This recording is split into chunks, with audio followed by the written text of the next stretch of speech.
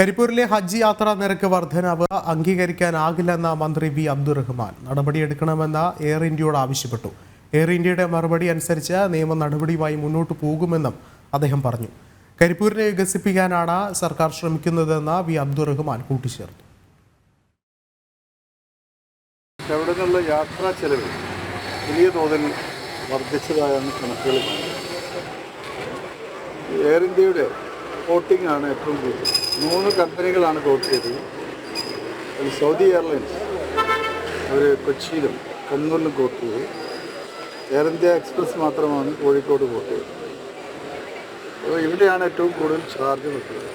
ഏകദേശം 1 ലക്ഷം രൂപയുടെ വ്യത്യാസം കൊച്ചിയും കണ്ണൂരും നോക്കുമ്പോൾ കോഴിക്കോട്ട് അധികമാണ്.